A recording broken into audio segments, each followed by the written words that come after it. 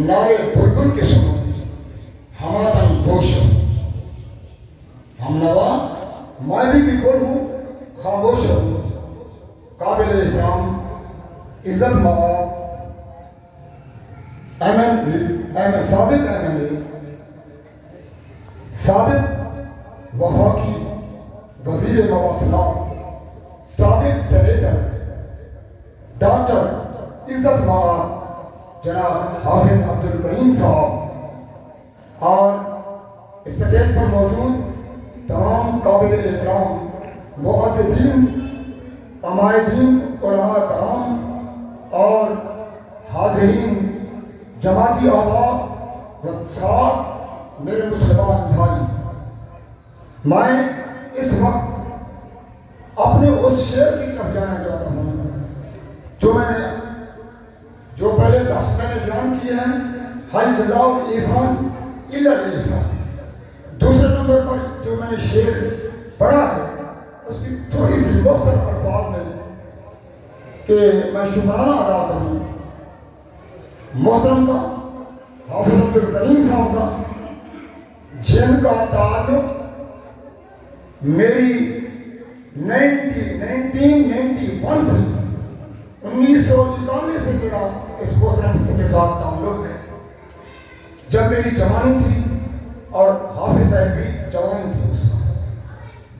میں تو یہی سمجھتا ہوں یہ عظیم شخص بہت دور اندیش شخص ہے کہ وہ جیسے ایک ٹیچر جو 18 گریڈ کا فزکس کا ٹیچر ہے، تو انہوں نے میری بڑی عزت افزائی کی ہے کہ انہوں نے پہلے بھی 90 کے اندر 1990 کے اندر یہ مسجد تعمیر کرائی تھی، اور اس کے ساتھ میرا تعلق رہا اس محترم کے ساتھ.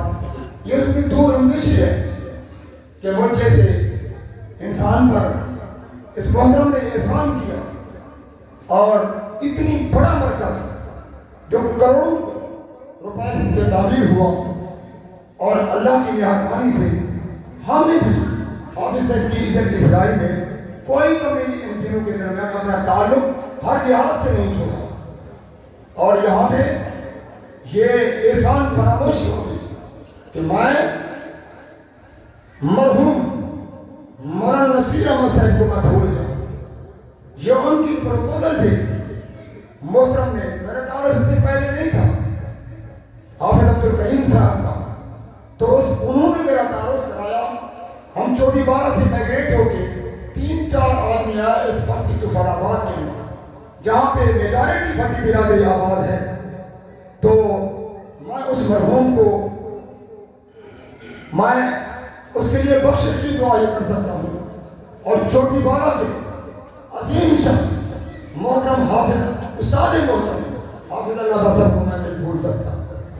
ان کی خدمات ہیں، اور میں اپنے دوستوں میں سے قاری عبدالواسی صاحب اور حکیم سلطان محمود صاحب، ان کو بھی میں نہیں بھول سکتا، جن کے ساتھ میری نشست کو برباد ہوا کرتی تھی اور قرآن حدیث کی باتیں ہوا کرتی تھی.